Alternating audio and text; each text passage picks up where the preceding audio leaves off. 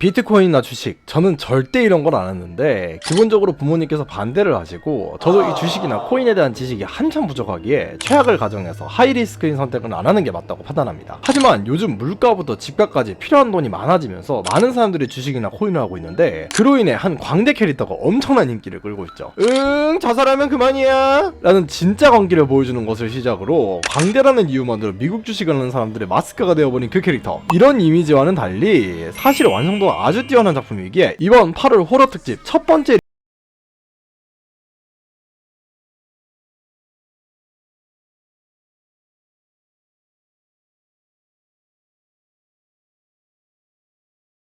리뷰란 첫 영상에서 말씀드렸듯이 제가 이 작품, 상품에 대해 작성하는 소논문입니다. 어디까지나 저의 주관적인 의견을 기반으로 이야기하는 것이기에 들으시기 불편하실 수도 있고 여러분들은 다른 의견을 가지고 있을 수 있으며 그 의견 또한 저는 충분히 존중드린다는 것을 알아주셨으면 좋겠습니다. 요즘 미국 주식 갤러리의 우픈 상황을 대표하는 짤로 사용되는 페니와이즈, 사실은 스티븐 킹의 유명 소설 2세 등장하는 아이들의 공포를 먹고 사는 우주적인 존재이고 드라마나 영화 같은 미디어 매체에 등장하는 페니와이즈는 그 등장 시마다 상당한 공포를 유발하는데 우리나라에서만 어째서인지 광기의 피에로라는 타이틀로 미국 주식 갤러리에서 절망에 빠진 사람들을 상징하게 되었죠. 이런 페니와이즈가 등장한 영화 잇은 정말 엄청난 완성도를 가진 영화인데요. 이런 잇의 장점으로는 확실한 복선과 그 회수, 성장하는 아이들의 내면 표현을 꼽을 수 있고 단점으로는 인간관계의 갈등의 미해결을 꼽을 수 있을 것으로 보입니다. 이런 장단점들을 아시려면 영화 잇이 어떤 내용인지 아셔야겠죠? 이후로는 영화 잇에 대한 스포일러가 있으니 주의하시기 바랍니다.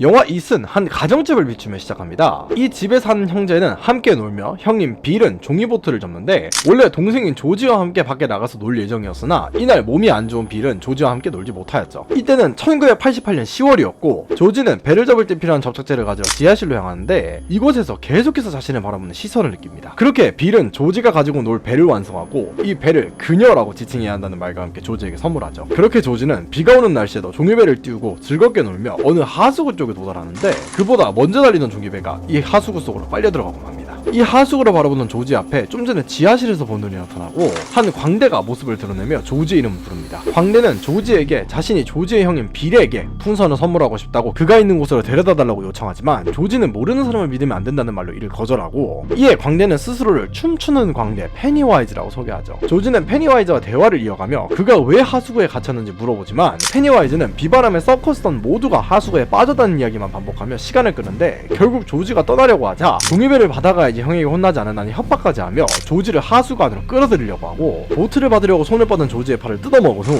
도망치는 조지를 하수구로 끌어들이면서 조지는 페니와이즈와 함께 종적을 감추게 됩니다. 그렇게 사건이 있은 후 반년이 넘게 지난 1989년 6월 화면은 도축업장에 있는 소녀 마이크를 비추는데 마이크는 동물을 죽이는데 저항감을 가지고 있었고 이에 답답함을 느낀 그의 할아버지는 강해져야 한다고 마이크를 혼내죠. 또다시 화면은 친구들과 학교를 다니는 빌로 옮겨가고 이날은 여름방학이 시작되는 날로 이들은 하교하며 시점이 전환됩니다. 그레타라는 여성은 베벌리에게 화를 내며 친구들과 쓰레기통에 담긴 물을 베벌리에게 뿌리며 그녀를 괴롭히죠. 다시 화면은 빌과 그 친구들로 향하는데 이제 여름방학을 맞이한 이들은 다음날 숲으로 갈 계획을 세우고 베티 립솜이라는 학생의 어머니를 발견하는데 이 베티는 몇 주 전에 실종된 상태였기에 그녀의 어머니는 베티가 학교에 있을까 확인하러 온 것이었죠. 빌은 아직까지 사라진 조지가 죽지 않았다고 믿고 있으며 이들이 집으로 향하는 찰나 헨리라는 남자가 있는 집단이 이들을 루저라고 부르며 괴롭히기 시작합니다. 경찰의 눈치를 보는 헨리 일행은 이들을 괴롭히기를 그만하지만 아이들은 이 헨리 일행이 베티 실종 사건의 범인이라고 보고 있었죠. 화면은 또다시 바뀌어서 한 남자아이와 베벌리를 비추는데 이 남자아이의 이름은 벤으로 벤은 전학으로 온 이후 헨리 일행에게 괴롭힘을 받는 아이였고 베벌리는 이런 그를 전학생 뉴키드로 기억하고 있었습니다.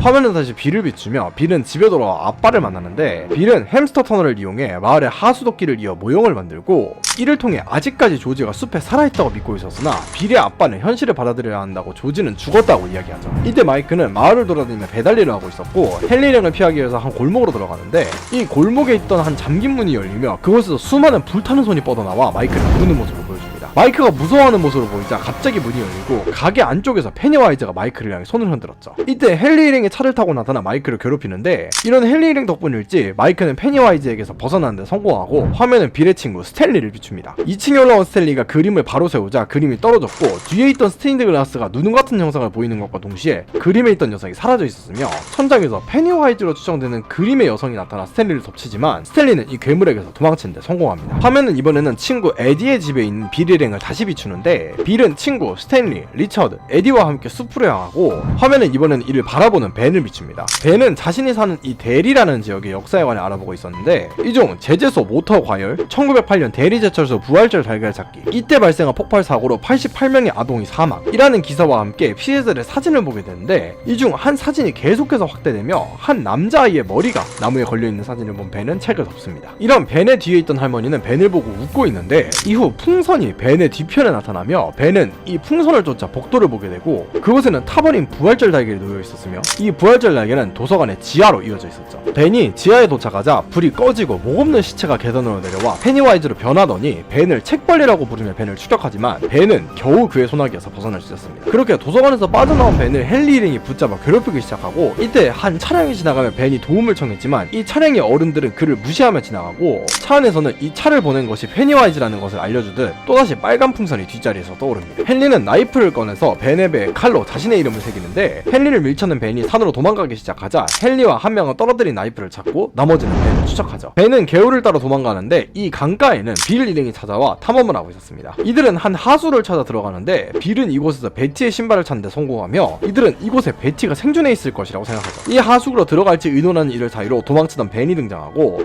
상처투성이인 벤을 목격한 빌 일행은 벤을 케어하는데 이 벤을 추적하는 헨리 일행의 패트릭은 하수구에 벤이 있을 것을 생각해 하수로 진입합니다. 이곳에서 자신의 이름을 부르며 쫓아오는 시체들을 목격하고 하수구 밖으로 탈출하려고 시도하지만 잘못된 길로 들었는지 하수구 끝이 막혀있어 탈출하지 못하자 한 풍선이 나타나 난 대리를 사랑해라는 글을 비추며 풍선이 터지고 그 뒤에서 나타난 페니와이즈가 패트릭을 덮칩니다. 화면은 빌 일행으로 전환됐는데 이들은 상처난 벤을 걱정하며 숲을 빠져나왔었고 리처드가 벤을 보호하며 남은 이들이 응급의약품을 사다가 생각을 하나 돈이 부족하였죠. 우연히도 이 약국에서는 베벌리가 생리대를 고르고 있었고 베벌리가 그레타를 피하기 위해 자리를 옮기던 중 빌 일행을 만나게 되어 이들의 사정을 들은 베벌리는 약사를 유혹하고 그 사이 빌 일행이 응급의약품을 훔친 데 성공합니다. 빌은 이들이 걱정되어 따라온 베벌리를 보고 반하게 되고 이들은 베벌리에게 벤이 당한 상처를 숨기는데 빌은 다음날 채석장으로 간다는 것을 베벌리에게 알리고 이들은 헤어지죠. 그렇게 집에 도착한 베벌리는 자신의 아버지에게 생리대를 산 사실을 숨기는데 베벌리의 아버지는 의미심장한 모습을 보이며 이에 두려움을 느낀 베벌리는 자신의 머리를 가위로 자릅니다. 다음날 계곡으로 모인 이들 앞에 베벌리가 나타나 무서워하는 이들을 뒤로하고 가장 먼저 다이빙을 하며 합류하고 이렇게 빌, 리처드, 스탠리, 에디, 벤, 베벌리는 함께 놀며 친해지게 됩니다. 이때 이들은 벤의 가방에서 대리에서 발생한 사건들이 모여있는 자료를 확인하게 되고 이를 설명하는 벤의 말에 따르면 대리는 아동 실종 사건이 전국 평균보다 6배나 높게 발생하는 지역이었고 이들은 이에 대한 더욱 자세한 자료를 확인하기 위해 벤의 집으로 향하죠. 이때 하수구에 사라진 패트릭 또한 실종자로 분류되며 벤의 말의 신빙성이 높아집니다. 벤의 방에는 대리에 관련된 여러가지 자료들이 놓여있었는데 대리 현장에 서명한 91명이 모두 우물로 이어진 핏자국을 제외한 아무런 증거도 남기지 않고 소멸했으며 이 그림에도 페니와이즈가 남아있습니다. 그렇게 해산한 이들 중 에디가 디볼트가를 지나가는 과정에서 한 낡은 집의 문이 열리고 이곳에서 에디를 찾는 목소리와 함께 한 좀비가 그를 습격합니다. 이 좀비에게서 도망치던 에디는 어느 순간 나타난 페니와이즈를 만나는데 이 페니와이즈는 에디를 겁주고 사라지며 에디 또한 그의 소나기에서 벗어나는 데 성공합니다. 화면은 편지를 읽고 좋아하는 베벌리를 비추는데 세면대에서 베벌리에게 도움을 요청하는 목소리가 들리고 이 세면대 배수구에서 들리는 목소리에 베벌리가 이에 다가가자 이 목소리들은 베로니카, 베티, 패트릭이라고 자신들을 소개하는데 이는 모두 사라진 실종자들의 이름이었죠. 베벌리는 줄자를 가지고 배수구에 어디서 소리가 나는지 그 길이를 재는데 무려 길이가 7m로 이상함을 느낀 베벌리가 줄자를 회수하자 줄자 끝에 피와 머리카락이 붙어 있었고 이 머리카락은 갑자기 베벌리의 손을 덮치기 시작합니다. 이후 그 머리카락은 베벌리의 손과 머리를 붙잡고 그녀를 하수구로 끌어들이려는 시도와 함께 피가 차오르며 온 화장실에 피를 뿌리기 시작합니다. 상태가 이상함을 확인한 베벌리의 아빠가 확인하러 들어오지만 그의 눈에는 이 피가 보이지 않는 듯하였죠. 화면은 이런 베벌리를 그리던 빌로 옮겨가는데 천장에서 새고 있는 물을 확인한 빌은 양동이를 들고 2층으로 향하고 이 2층에서 열린 조지의 방을 보게 되는데 그곳에 들어간 빌을 지켜보는 한 사람의 그림자가 나타나고 이를 의식한 빌은 그 그림자를 쫓아 1층으로 향하기 시작합니다. 그렇게 도착한 1층에서 작년 10월에 사라진 우비를 입은 조지가 뛰어다니는 모습을 목격한 빌이 그를 따라 지하를 향하자 그곳에는 배를 잃어버려 사과하고 있는 조지가 있었는데 조지는 점점 상태가 이상해지더니 옆에서 페니와이즈가 나타나고 이 페니와이즈는 빌을 쫓아가지만 빌은 그에게서 도망치는 데 성공하죠. 다음날 이들 모두는 다시 한번 만나게 되고 리처드를 제외한 이들은 모두 베벌리의 집으로 들어가는데 베벌리는 전날 피원벅이는 자신의 화장실을 보여주면서 이 피가 자신의 아버지에게는 보이지 않는다고 상황을 설명합니다. 어른들은 이가 보이지 않지만 빌리를 포함한 아이들은 모두 이 피원벅이는 화장실을 볼 수 있었기에 이들은 함께 피원벅이는 화장실을 청소하는데 이 과정에서 베벌리는 자신이 해프다는 소문이 거짓임을 밝히고 이전 자신이 갖고 있던 편지를 빌이 준 것으로 생각해 그에게 호감을 표시하는데 빌은 이런 베벌리까지 자신의 친구들 루저의 일원으로 받아들이게 됩니다. 이 피원벅이는 화장실을 목격한 이들은 이것이 착각이 아니라는 것을 알듯 각자가 겪은 무서웠던 일을 이야기하는데 리처드를 제외한 모든 이들은 이 페니와이즈와 관련된 공포를 모두 겪었던 적이 있었죠. 이때 헨리의 차와 함께 마이크의 자전거가 놓여있는 것을 본 이들은 마이크가 괴롭힘을 받고 있을 것이라고 생각해 그를 도와주러 가는데 괴롭힘을 받은 마이크는 사람의 손을 뜯어먹는 페니와이즈를 목격하고 이런 마이크를 돌로 찌그러는 헨리에게 빌 일행이 돌을 던지며 마이크를 포함한 빌 일행과 헨리 일행의 돌싸움이 시작됩니다. 이 돌싸움을 통해 처음으로 헨리 일행에게 승리한 이들은 마이크까지 포함하며 루저 클럽을 결성하게 되죠. 루저 클럽은 시대로 나와 에드워드 코코라는 실종 포스터를 보게 되고 이를 본 벤은 한동안 실종이 일어나지 않을 것이다 라고 주장하는데 그 이유는 이러하였습니다. 벤이 대리에 대한 자료를 정리해본 결과 1908년 제철소 폭발, 1935년 브래들리 갱단 사건, 1962년 블랙스팟, 최근에 실종되는 아이들 이 모든 자료를 검토하니 이런 아동 대량 실종 사건은 27년 주기로 발생하고 있었고 아이들은 페니와이즈가 27년 만에 나타나 1년 동안 아이들을 먹는다라는 추측에 도달하는데 마이크는 이에 거들듯 자신의 아버지로부터 대리에서 발생하는 모든 나쁜 일들의 원인은 대리의 사악한 존재라는 이야기를 들었던 것을 기억해내고 아이들은 자신들이 모두 다른 공포를 겪었던 것을 기반으로 이 사악한 존재가 아이들이 가장 무서워하는 모습으로 나타난다는 생각이 다다릅니다. 이들은 가까이 겪은 트라우마나 공포에 대해 이야기하며 에디는 좀비와 같은 시체, 빌은 사라진 조지, 스탠리는 그림의 여성, 베벌리는 피원벅의 화장실, 마이크는 불타는 집과 손에 대해 이야기합니다. 마이크가 모은 불타는 집과 손이 있던 곳은 해리스가에 있던 불탄 집이었고 이곳은 원래 마이크가 살던 곳이었는데 어느 날 화재가 발생하며 마이크 옆방에 갇힌 부모님은 마이크가 있는 방을 향해 탈출하려고 문을 두들겼고 탈출에 실패하여 결국 불에 타 사망하고만 자신의 부모님을 기억하는 마이크는 귀신은 자신의 트라우마를 비춘다고 설명합니다. 이때 유일하게 아직 페니와이즈를 보지 못한 리처드는 자신이 광대를 무서워한다고 밝히며 페니와이즈가 왜 광대의 모습을 하고 있는가에 대한 의문이 풀리게 되죠. 루저 클럽은 빌의 집에 모여 과거 대리의 지도를 보는데 하수구, 제철소, 블랙스팟 이 모든 구간이 하수도로 연결되어 있었고 이가 모이는 곳이 니볼트가의 우물집임을 확인합니다. 이 우물집이 에디가 시체를 목격한 곳이었고 루저 클럽이 페니와이즈가 바로 이 우물집에 산다고 확신한 바로 그 순간 갑자기 영사기가 멋대로 작동하기 시작하는데 이 영사기는 점점 조지를 확대하여 보여주기를 반복하고 조지 옆에 찍힌 빌의 어머니의 모습을 빌려 페니와이즈가 다시 나타나죠. 페니와이즈는 사신을 벗어나 현실에 나타나면 아이들을 위협하는데 루저 클럽은 차고지문을 여는 것으로 페니와이즈를 일시적으로 물리칩니다. 이제 도망갈 곳은 없고 조지가 우물집에 있을 수 있다고 생각한 빌은 다른 아이들의 만류에도 불구하고 혼자서 니볼트가의 우물집으로 향하죠. 루저 클럽은 이 빌을 말리기 위해 쫓아오지만 이제 사람들이 사라지는 것에 힘들어하면서 조지가 없는 것에 트라우마를 느끼는 빌을 막을 수는 없었고 빌, 리처드, 에디, 텟이 우물집에 들어가게 됩니다. 이 우물집에는 리처드를 찾는 실종 전단지가 발견되고 이에 공포를 느낀 리처드를 달리는 사이에 2층에서부터 도와달라는 목소리가 들리기 시작하죠. 셋은 도움을 요청하는 목소리가 있는 곳으로 향하는데 그곳에서 기존에 실종된 베티가 다시 페니와이즈에게 끌려갔고 자신을 부르는 소리에 혼자 멈춰선 에디는 바닥이 뚫리며 이들과 합류할 수 없게 된 건 동시에 그를 덮친 시체로 인해 1층으로 떨어져 기절하고 맙니다. 이때 리처드 또한 자신을 부르는 목소리를 따라 방 안쪽으로 들어가는데 갑자기 방문이 닫히고 그 방 안이 광대로 가득 채워져 있는 모습을 보이죠. 방 안에 있던 관을 열어본 리처드는 자신의 모습을 한 인형에 구더기가 가득한 모습을 보고 이 관을 닫는데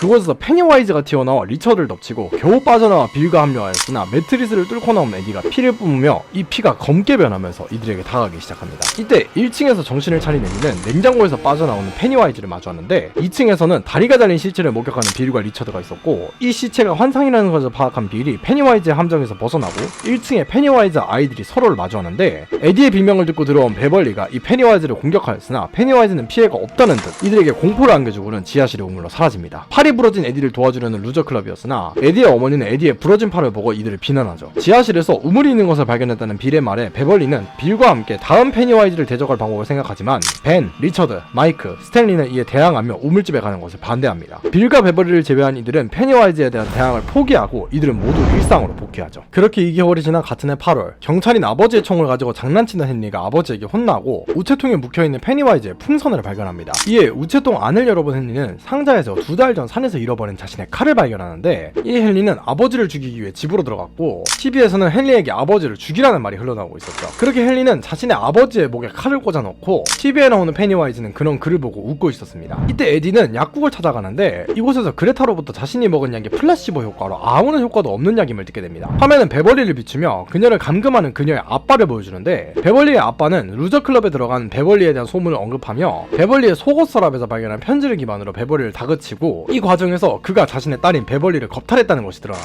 화장실에서 자신의 아버지를 쓰러뜨린 베벌리 앞에 페니와이즈가 나타나 베벌리의 목을 조르는 것을 마지막으로 화면은 다시 빌을 비춥니다. 문이 열린 채 방치된 베벌리의 집에 들어간 빌은 화장실에서 쓰러진 베벌리의 아빠를 발견하고 화장실 벽에 있는 찾으러 오면 죽는다라고 적힌 글씨를 발견하죠. 빌은 리처드에게 찾아가 페니와이즈가 베벌리를 납치했다는 소식을 알리고 전화를 받은 에디는 베벌리를 구하기 위해 집에서 나서려고 하나 이런 글을 에디의 어머니가 맞고 에디가 몸이 많이 약하다고 말합니다. 하지만 이미 약이 가짜라는 것을 아는 에디는 반항하는데 에디의 엄마는 이런 에디를 막지 못하고 빌을 포함한 베벌리를 제외한 모든 루저 클럽은 베벌리를 구하기 위해 다시 한번 우울집에 도착하게 되죠. 이번에는 무기까지 준비해간 이들을 헨리가 지켜보는 모습을 보여주는데 루저 클럽은 이를 모르는 상태로 베벌리를 찾기 위해 우물로 향합니다. 우물 밖에서 베벌리를 불러도 응답이 없자 빌은 직접 베벌리를 찾기 위해 우물 안으로 향하는데 이때 시점을 베벌리로 전환됩니다. 베벌리는 버려진 서커스 공연장이 있는 곳에서 깨어났고 그곳은 페니와이즈의 본거지로 페니와이즈를 나타내는 글과 하늘에 떠다니는 수많은 시체들이 보였습니다. 이 서커스장에서 페니와이즈는 미친듯이 춤을 추기 시작하고 베벌리가 도망가기 직전에 그녀를 잡아채는데 페니와이즈는 자신을 두려워하지 않는 베벌리의 모습에 입을 벌리고 그 안에 있는 3가지 빛을 베벌리에게 보여주는데 이때 마이크를 제외하고 모두 우물로 들어간 이들을 뒤로 헨리가 마이크를 쓰러뜨리고 우물로 내려갈 때 사용하는 끈을 올려버립니다. 헨리는 마이크 부모님을 직접 쥐고 싶었다는 말과 함께 마이크를 무기를 협박하였으나 무기에 탄약이 없었고 마이크는 이런 헨리를 우물 안으로 밀어 떨어뜨리고 말죠. 먼저 베벌리를 찾으려 향한 스탠리는 페니와이즈를 보고 마는데 페니와이즈는 다시 한번 스탠리가 두려워하는 여성의 모습으로 스탠리를 습격하여 스탠리를 죽이기 직전까지 몰고 갑니다. 이때 루저 클럽의 일원들이 도착해 겨우 살아남은 스탠리였지만 이번에는 빌이 조지의 모습을 보고 그 조지를 쫓으면서 루저 클럽 일원들과 멀어지게 되죠. 그리고 도착한 페니와이즈의 서커스장에서 빌은 베벌리를 찾아냈는데 너무 높이 떠있는 베벌리를 구할 수 없는 것을 확인하자 조지라도 구하고자 조지에게 향했고 이를 뒤쫓는 루저 클럽은 실종된 아이들의 머리를 발견하고 맙니다. 베벌리가 있는 곳까지 도착한 루저 클럽은 베벌리를 포함해 행방불명된 아이들이 모두 공중에 떠있는 것을 확인하고 모두 힘을 합쳐 베벌리를 내리는데 베벌리는 깨어나지 않고 이런 그녀를 깨우기 위해서 벤이 키스를 하자 베벌리는 시를 떠올리며 편지가 벤의 것임을 알고 정신을 차리게 됩니다. 화면은 빌을 비추는데 빌은 드디어 평범한 조지를 만나고 조지와 종이배에 대해서 이야기를 나누는데 조지가 벨을 it이라고 지칭하는 것에서 조지가 죽었고 눈앞에 있는 것은 가짜인 것을 드디어 받아들인 빌은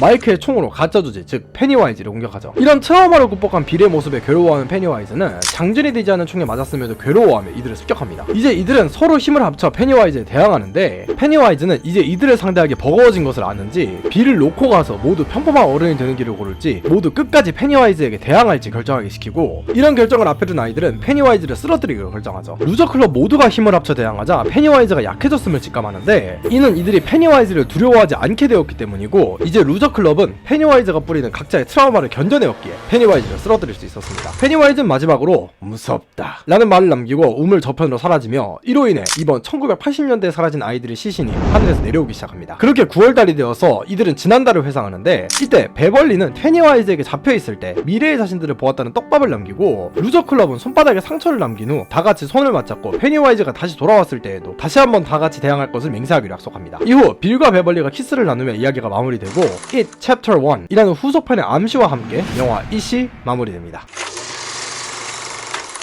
이런 영화 It의 가장 큰 장점으로 꼽을 수 있는 것이 확실한 복선과 그 회수라고 볼 수 있습니다. 이런 복선은 크게 6가지 정도를 들 수 있고 이들 모두 영화 내에서 간접 혹은 직접적으로 등장하며 영화의 완성도를 높였죠. 먼저 영화 내에는 루저 클럽의 아이들을 지켜보는 페니와이즈를 계속해서 간접적으로 등장시키는데 대표적으로 벤이 도서관에서 발견한 이스터 폭파 사건의 그림이나 벤을 치료하기 위해 빠져나온 아이들 뒤에서 보이는 벽화, 벤의 방에 있던 자료에서 보이던 페니와이즈의 얼굴을 통해서 페니와이즈는 27년마다 아이들을 납치해왔다는 떡밥과 더불어 마이크, 스탠리, 벤의 공포 연출에서 눈 혹은 페니와이즈 본인이 아이들을 계속해서 지켜보고 있다는 부분이 존재합니다. 이런 아이들의 공포 연출은 페니와이즈가 아이들의 트라우마를 기반으로 무서워하는 것을 표현하는 것이라고 등장하는데 마이크의 경우 자신의 부모님이 돌아가시기 전에 자신을 찾으며 불타는 방에서 뻗어나온 손으로 표현되었는데 이후 페니와이즈가 마이크를 부르는 모습을 비추며 항상 마이크를 지켜보고 있음을 암시하고 바로 그것이 환상이었던 것 마냥 내부는 평범한 가게로 바뀌게 되죠. 스탠리의 경우 그림 속에 뒤틀린 여성의 모습으로 페니와이즈가 등장하는데 이 여성의 그림을 걸 때 자세히 보면 일반적인 스테인드 글라스가 아닌 마치 눈의 모양을 하고 있는 듯한 유리가 스탠리 뒤로 보이죠. 벤의 경우에도 벤이 대리의 과거에 대해 조사하고 있을 때 벤의 뒤에서 책을 고르고 있던 할머니가 갑자기 벤에게 다가오더니 벤을 향해 씩 웃고 나서 페니와이즈의 풍선으로 바뀌는 연출을 합니다. 이후에 등장하는 아이들과의 전투에서도 각자의 트라우마를 고려해 변신하는 모습을 보여주는데 빌의 경우 동생 조지, 리차드의 경우 광대,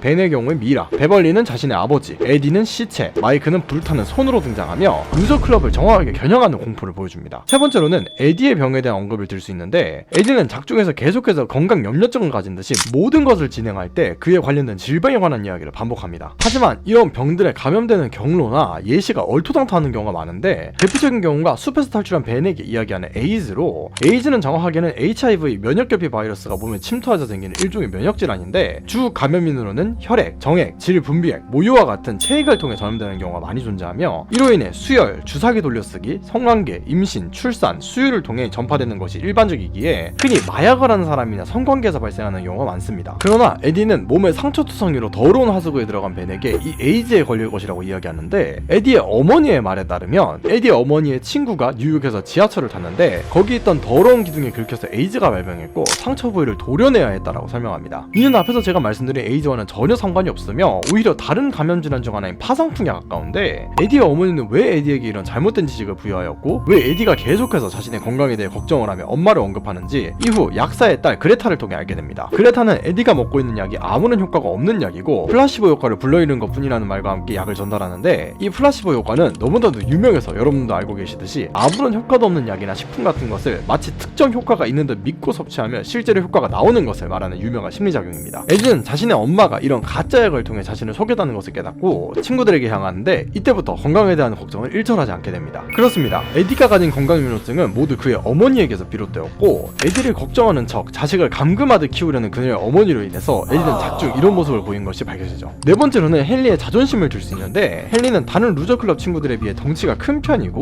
자신의 아버지를 칼로 살해할 정도로 담력이 강한 편인데, 작품 초반에 헨리가 왜 이렇게까지 자신이 있는지 확인이 안 됩니다. 헨리가 있는 집단에는 누가 봐도 헨리보다 체급이 강한 아이도 있었기에 그의 자신감이 어디서 나오는지 모르겠다는 상황이어졌으나, 나이프를 잃어버리면 아빠한테 죽는다는 복선 이후로 1989년 8월에 총을 가지고 노는 헨리를 비출 때 이 총이 헨리의 아버지의 것이고 헨리의 아버지가 경찰임이 밝혀지며 왜 그렇게 자신만만했는지가 등장하죠. 다섯 번째로는 원작 소설에 대한 자세한 복선인데, 스티븐 킹의 원작 소설에서는 우주의 생명을 가져다주는 마투린이라는 거북이와 우주의 죽음을 가져다주는 페니와이즈라는 죽음의 빛이 존재한다 라는 설정이 존재하고, 거북이가 아이들을 수호해주는 경우도 등장하는데, 이 마투린은 직접적으로 페니와이즈와 대적하진 않지만 아이들이 유일하게 페니와이즈의 위협에서 벗어나 즐겁게 놀던 계곡신에서 빌이 거북이를 밟았다는 언급과 조지의 방에 놓인 거북이 레고로 중간중간에 등장하여 아이들을 지켜보고 있다는 사인을 보냈습니다. 페니와이즈의 경우 영화에서만 보면 그냥 존 웨인 게이시라는 미국의 삐에로 연쇄살인마를 기반으로 만든 연출을 보여주지만, 이 죽음의 빛이라는 설정을 공포를 느끼지 않는 베벌리는 무의식과 같은 상태로 만들 때 잠시 보여주는 용도로 등장시켜 이가 우주적인 존재였음에 대한 복선을 남깁니다. 마지막으로 한국 번역에서는 문제가 된 부분인데, 영화 시작 부분 빌이 조지에게 보트를 만들어주며 보트는 it 그것이 아니라 she 그녀라고 불러야 한다고 말합니다. 한국 번역에서는 그냥 최고의 배라는 것과 같이 의역되었으나, 배는 페인팅 과정이 여성의 화장과 비슷하다고 하여 실제로 she, her로 지칭되는 경우가 많은데, 이후 페니와이즈가 빌을 속이기 위해 진짜 조지처럼 연기하는 타이밍에 빌은 조지에게 그녀는 정말 빨랐지? 라고 질문하고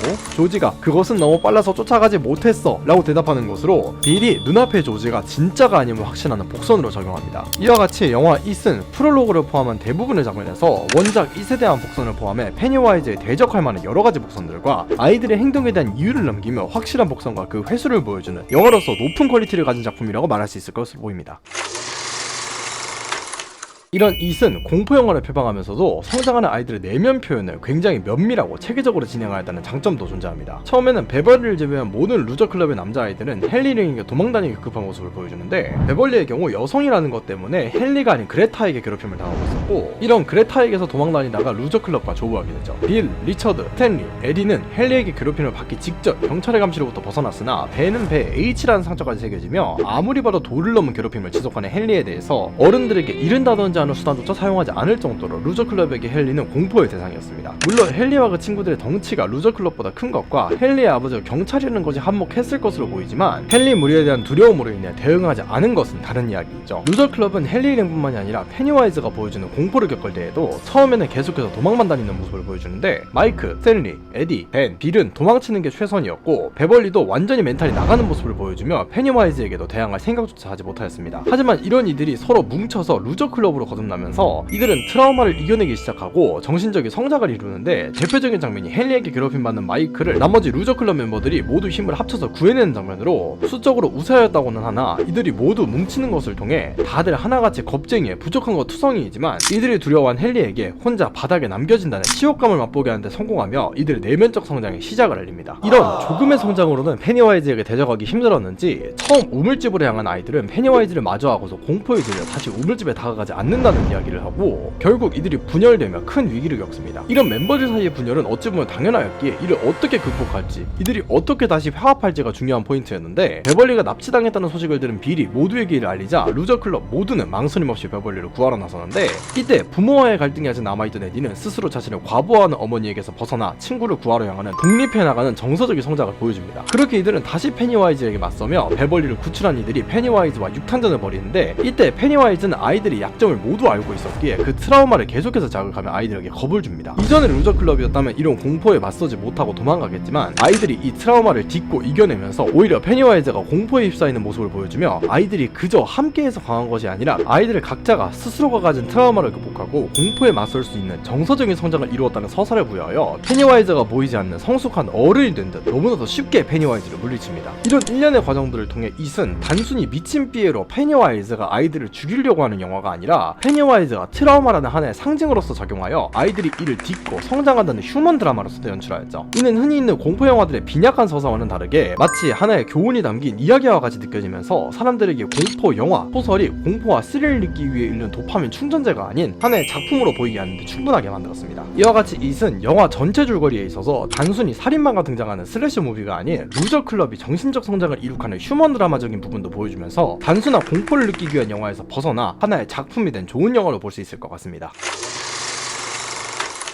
이런 이세 단점으로는 이야기에 있어서 인간관계 갈등이 미해결된 상태로 방치된 채 이야기가 마무리되었다는 것을 들 수 있습니다. 이야기의 큰 틀에 있어서는 아무런 문제가 없었으나 자세하게 본다면 몇 가지 구멍이 남아있는 것이 사실입니다. 이는 후속작에서도 크게 다루지 않는 부분이기에 저는 설정 구멍이라고 불러야 적합하다고 판단하죠. 대표적으로 남겨진 인간관계 갈등은 세 가지로, 먼저 아이들 사이의 갈등을 들 수 있습니다. 이야기 내에서 그레타와 베벌리, 헨리 일당과 루저클럽의 남자아이들은 각자 학폭 가해자와 피해자라는 포지션으로 등장하는데, 이 관계는 끝까지 개선되지 못하고 마무리되었습니다. 여기서 아니 이 짐의 주동자인 헨리가 죽었으니까 해결된 거 아니냐? 라고 하실 수 있는데, 헨리 일행은 총 4명으로 중간에 사라진 패트릭과 마지막에 죽은 것으로 연출된 헨리를 제외하더라도 2명의 헨리 일행이 아직 생존하여 남아있는데, 이들과의 괴롭힘이 있어서의 문제가 아직 남아있습니다. 루저클럽 아이들이 헨리 일행에게 돌을 던지며 저항하고 페니와이즈를 쓰러뜨림으로써 내면적인 성장을 이루어낸 것은 사실이지만, 나머지 2명이 이런 아이들을 어떻게 대하는지, 루저클럽이 아닌 다른 학생들을 괴롭히는 건 아닌지와 같이 초반에 헨리 일행을 통해 학교폭력에 대한 문제를 강조한 것 치고는 마무리가 어설픈 것처럼 설계되어 있습니다. 이는 그레타와 베벌리 사이에서도 마찬가지였는데, 애초에 베벌리는 남성들과 놀러다니며 해프다는 소문이 나 있었고, 그레타는 이런 베벌리를 괴롭히는 것으로 등장하는데, 중간부터 이야기가 루저클럽으로 이동하면서 이 둘의 관계나 베벌리에 대한 괴롭힘이 어떻게 해결되었는지는 어느샌가 등장하지 않았죠. 중간에 베벌리가 루저클럽과 어울리며 소문은 소문일 뿐이고 난 너희들이랑 있으니까 괜찮아 와 같이 어느 정도 그레타의 괴롭힘으로부터 해방된 모습을 보였지만, 이는 베벌리의 내면에 있어서의 성장인 것이지 근본적인 학교폭력에 대한 해결책은 제시하고 있지 않습니다. 이는 의외로 굉장히 간단하게 해결되는데, 페니와이즈를 쓰러뜨리고 난 뒤 9월 루저클럽이 모여있을 때 지난번에 걔네들 봤어? 그레타랑 빅터물이 말이야 경찰이 다 잡아갔잖아. 나는 지나가는 대사 한마디만 하더라도 해결되는 문제로 아이들이 내면적인 성장을 통해 괴롭힘을 이겨내고 더 이상 이런 일이 생기지 않도록 괴롭힘의 주동자들을 모두 소년원이나 감옥으로 보냄으로써 물리적으로도 해결했다고 제시 가능한 부분이죠. 베벌리의 꿈에 대한 대사가 이 다음에 나와도 전혀 어색하지 않기에 영화 나름의 재량으로 해결 가능한 문제였다고 보입니다. 이런 애매한 사건은 베벌리의 아버지의 경우도 마찬가지로 화장실에서 사망한 베벌리의 아버지 사건이 어떻게 마무리되었는지 전혀 밝혀지지 않은 상태로 영화가 마무리되는데, 범인으로 지목될 만한 인물들이 베벌리와 빌이기에 이 사건이 어떻게 처리되었는지 확실하게 마무리할 필요성이 있었죠. 만약에 베벌리의 아버지가 살아있었다고 해도 딸을 겁탈하려고 한 아버지를 베벌리가 어떻게 대처하였는지 그의 말로에 대해서도 다룰 필요성은 충분히 있다고 보입니다. 하지만 영화는 페니와이즈에 대항하는 아이들로 시점이 전환되며 베벌리의 아버지에 대해서 이후 아무런 언급도 등장하지 않는데, 이 또한 영화의 마지막에 와서 빌과 베벌리 베벌리 둘이 남아있을 때 빌이 베벌리 그 아버지 거는 이제 괜찮아? 라고 뭐 괜찮아 차라리 잘 된 것 같아 앞으로 그 사람을 만날 일은 없을 테니까 와 같이 베벌리의 아버지가 죽었는지 살아남았는지 체포되었는지는 맥커핀으로 남기되 베벌리가 이에게서 해방되었다는 묘사만 하는 것도 충분히 돼서 몇 줄로 가능하기에 정말 아쉽게 느껴집니다. 이는 마지막 에디와 에디의 어머니도 마찬가지로 에디가 가짜 약을 주며 자신을 과보호하는 어머니의 품에서 나와 친구들을 구하러 향한 것을 정말 뛰어난 내면적인 성장을 보여주었지만 그 이후 어머니와 에디의 관계가 어떻게 되었는지는 등장하지 않죠. 후속작 이 두 번째 이야기에서는 에디가 과보호하는 아내에게 어머니라고 잘못 부르는 부분이 등장하여 일부의 어머니에 관한 언급이 등장하기는 하지만 어머니와의 관계가 어떻게 바뀌었는지 에디의 삶이 어땠는지에 관해서는 이후 페니와이저의 결전으로 인해 언급되지 않았습니다. 필연적으로 어머니와 아이라는 관계는 떼놓을 수 없으며 과보호하는 부분은 어느 나라에서나 문제시되며